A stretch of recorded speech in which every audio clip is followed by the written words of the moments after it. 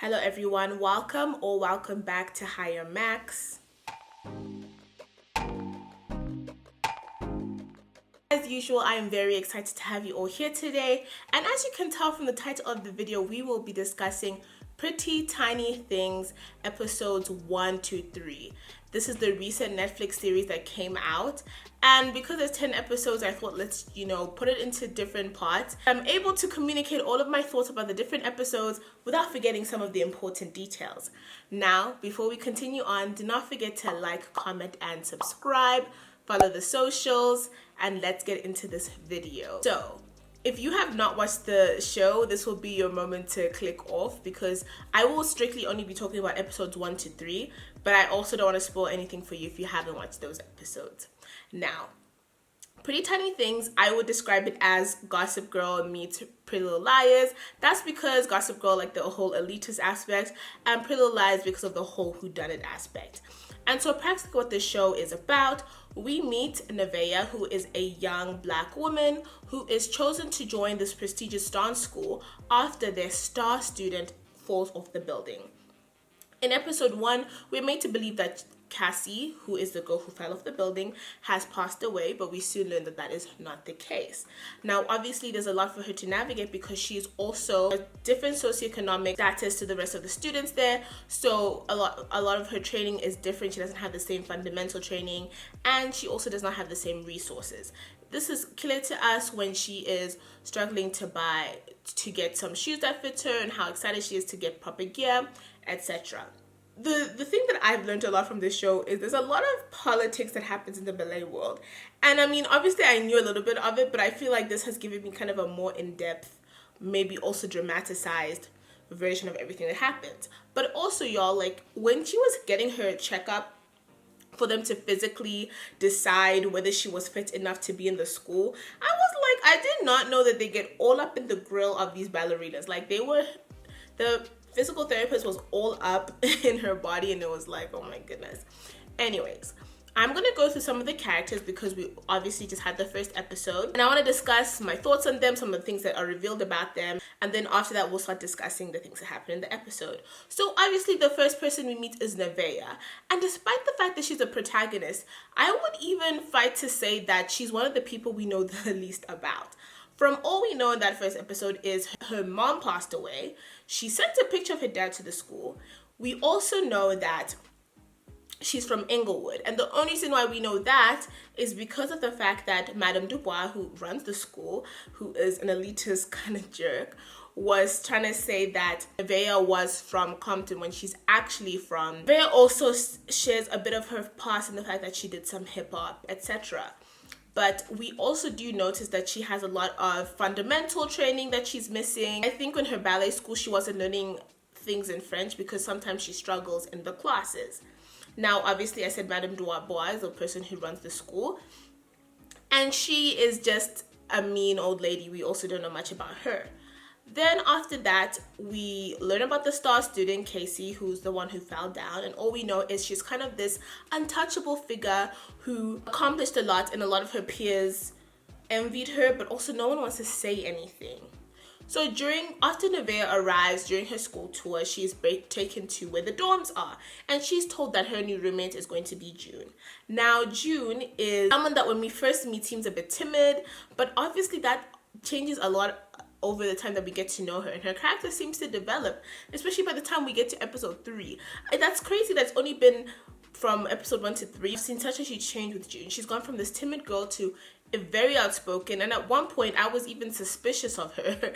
I'm not gonna lie, of my whodunit thing, only because some of her actions are weird. The thing that's interesting is, apart from the fact that June has a helicopter mom, June's best friend is Bette, or Betty, but I feel like everyone calls her Bette. And Bette is not only the younger sister of a star ballerina, she is the resident elitist bitch of the school. I think that's the best way to put it. She is not nice to Nevaeh, calls her a rat the first time that they meet, and even though Shane, who becomes Nevaeh's friend, tries to say like, oh, being a rat is a good thing because she's strong and she is a great dancer or something like that, and Bette just constantly wants to make sure that Nevaeh has a hard time fitting in. And this is obviously because she's intimidated by her, because you can see that Bette is struggling to live in her sister's shadow. About Shane is interesting because, especially with the storyline that's going to end up happening between Shane and Bette's boyfriend. Anyways, Shane is Nevaeh's first friend. He's the one who takes her to go get her shoes, as we saw. And instead of someone who really shows Nevaeh the ropes when she first arrives there. And is also low-key hooking up with Oren. And Oren is the person that we met, who is Bette's boyfriend. And we met him in the gym when he goes to confront Naveah because he thinks that he killed Cassie. And Naveah is Cassie's... Could you say it's her boyfriend? If she's... Yeah, even though she's a cum, that's her boyfriend. So there's that. And we also have Caleb, who is Nabeel's roommate who hates him. So now in the first episode, we see Naveah starting to get accustomed to life going to the school. You know, she obviously struggles with fitting in. She even calls her boyfriend back at home, tell him about some of her struggles, tell him about the way she's been treated, especially when she meets her star ballerina who ends up being Bette's sister. She was like, no, I really do not belong here. Obviously, she gets some encouraging words from Naveah and Shane to encourage her to stay, and her boyfriend as well, who was like, you have no choice, you have to stay, you have to stay. But she really does go through a hard time, and she keeps telling all these people she belongs there. And during her first class, she really struggled because of the way that the teacher kept on going at her. And you can also see the way that the school is using her as a pawn.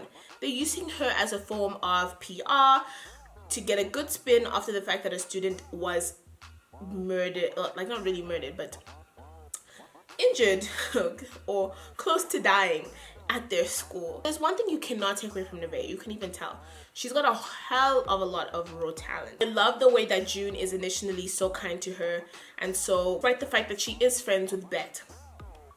Now, one of the most weirdest things that happened in that episode is the fact that Nevaeh gets a rose and a card. And the card said, it's your turn to fly next, or something like that. But it's along the lines that you're next to fly, or something like that. And obviously she was excited and she thought this was a nice thing, so it's a rose and a card. But we, the audience, we know Miss Cassie who fell down from the building, got that same note. And we are frightened. And obviously she was happy about that. Guys, even though I don't even know why she thought it was cool, because the way she even found out she had that note was by putting her hand on her pillow and being pricked by the rose. How could someone who wanted something good for you put a spiky rose underneath your pillow and that be a good thing? Miss Nevaeh, are you thinking about this? Because really, if you like me, you can put it on my table. And if you want to hide it from me, give it to my roommate to give it to me. But don't put a plant with thorns underneath my pillow and make me think that it's going to be okay. So anyways, Miss Nevaeh is excited about that, and that happens at the end of episode 1. Episode 2, we have more of a focus on Bette and her foot. So Bette has her foot really injured. I think that happened before the whole series began, but the more she's been pushing herself, obviously the worse her injury has been becoming. And because of how competitive it is in this ballet world, if you miss a day or if you don't do an audition or anything like that, you are out. And she does not want to risk that, obviously. So she decides to continue doing ballet, and she goes to her mom. And Bette's mom is a horrendous person. And if I thought Bette was bad, her mom is just a horrible, with no redeeming qualities. And you can tell with her mom that this is all she cares about. Like, her mom's only thing is her kid succeeding in ballet, and she obviously only thinks that, is it Delia or Delilah, one of the star, I think that's the only thing that she cares about. They still haven't revealed what happened with Bette's dad, because that seems to be something that is affecting her mom a lot. But her mom is just really not the girl. She's just not that girl. She's not that girl.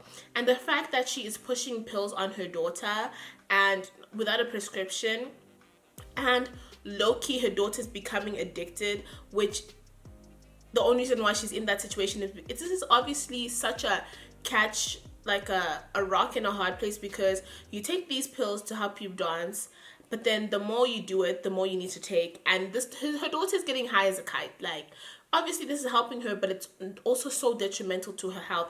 And I low-key think this, like, Bette might end up having some sort of addiction to pills, if I'm being honest. Now, June and Nevaeh's relationship also takes a turn for the better because they start to help each other with ballet and the things that they need. So for Naveah, for example, she needs to learn some of the proper technique. She needs to learn some of the names for the dances, etc., so she can do better in classes. And then on the other hand, June needs to learn to loosen up and to add some flavor to the dances that she does. Now, they're doing all of this because of the fact that they're trying to impress Ramon.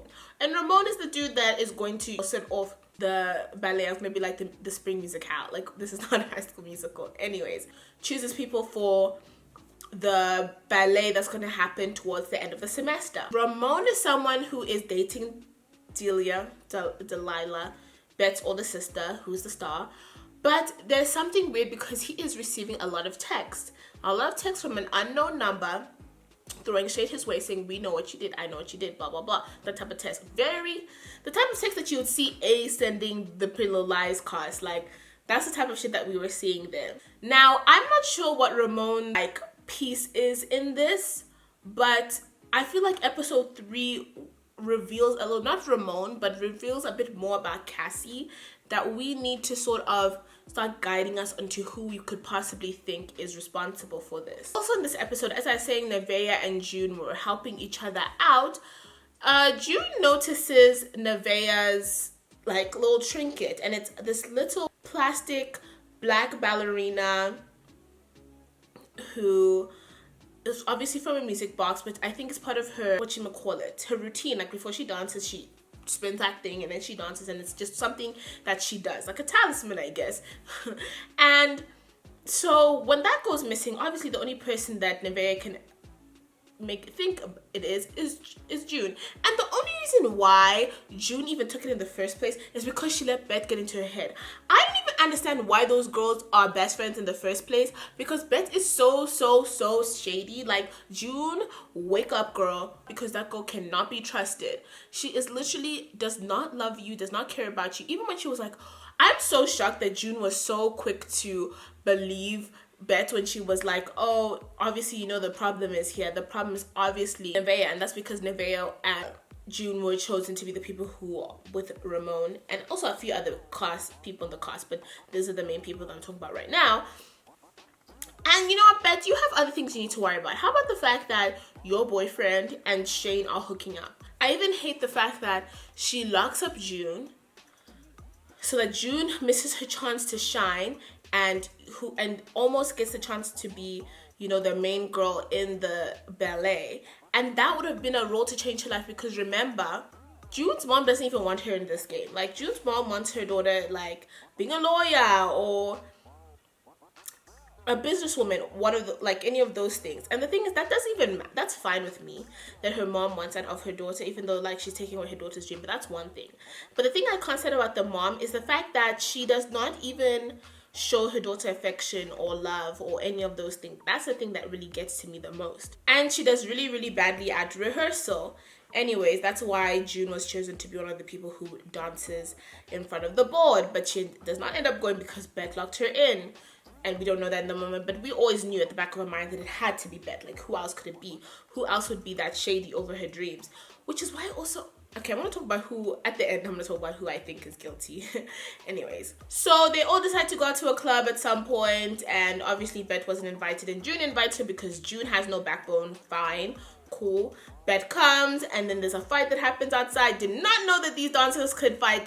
They can fight. And I only mention this important part because of one of the guys that they hit ends up being the person who's going to start fixing the doors in the dorms, because of the fact that they do not want their students going out of their rooms after hours because of what happened with Cassie. Now, I think it's important to mention that along this whole time between episode 1 and 2, there is the detective who is working on solving this case. And you can tell that the detective went through something. Like, I think she lost her partner or something, because she is so hell-bent on this case, even though it's, like, so obvious that something went wrong because there were signs of a struggle. And she's interviewing different people, and she keeps on going to June, which I don't know why she went to June, because June's a liar. anyways. But you know, it's hard because who else can she go to? And she keeps trying to talk to Nevaeh, but Nevaeh is new, so like what information can Nevaeh tell you? It is interesting though to see the people who have been visiting Cassie in the hospital, namely June and Nabil, who's her boyfriend. Nevaeh does not trust officers, but she speaks to this officer quite a bit. And obviously it's not easy for her, but I think she's seeing it's necessary, especially after June tells this officer about that Rosa note. And that's an important thing to notice, because we do not want our girl to go down. We do not want her to fall off the top of a building, especially when she doesn't have to. Episode 3, something that I'm still thinking about that's happened in every episode, but in episode 3, like, that's when I saw the pattern. I've noticed that Bette has these nightmares. Every night she has a nightmare, and at the end of the nightmare, her legs are always chopped off at some point. Either her legs break into clay, or in the one thing she had stumps. And I'm wondering what the significance of this is. Is it like something to really do with her legs, or is it symbolic for the fact that they think that she won't be able to dance again, or someone's gonna come after her and she's gonna get injured? Now, we also see her suspicious throughout this episode of Nabil, and she thinks that he's involved in this somehow.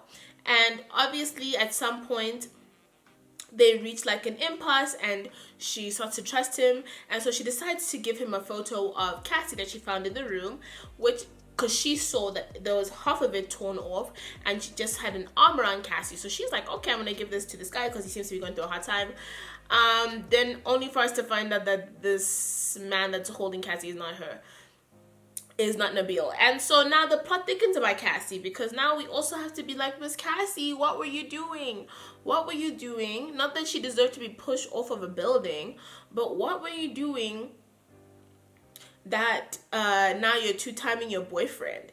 And the other thing is, by the way, the other thing that makes me feel like this is so PLL-esque is the whole guy in a black sweater or person in a black sweater is the one who pushed Cassie. It's giving me very black coat vibes, if I'm being honest. Very black coat vibes. Cassie, you made quite a few enemies that we do not know of. And at the same time, we have Bette performing with Shane, and they do a great performance, and they blow the directors away, and then they are chosen as the leads for the musical for Ramon, and he's just trying to do like some sort of ripper thing. You can tell that he thinks he is like some prodigy and thinks out the box or whatever. Mr. Nabil, like, what were you even saying when you're saying you think that Cassie deserved it? Be awkward, sir. And him getting arrested was all very dramatic. Like, what in the police was going on? Why did this officer jump on him like that at an event? Like, can you please calm yourself, ma'am? You do not have a warrant. You're not even supposed to be at this event. Can you calm down? The thing also I wanted to talk about is, you know how Bette's foot is injured, and then the x-ray that they sent to Madame Dubois, there's no injury on it. Like, I'm wondering how much her mom paid for that type of x-ray. Now that we know that Bette's mom is the chairwoman, we know that a lot of things that she does is going to fly, and this is going to set up her daughter more to be successful, which is not a bad thing if it wasn't for the fact that, like, Bette tries her best, but she's just not enough. Without the pills, without everything, like, she's just not enough, which is unfortunate because you can tell that she cares about it a lot.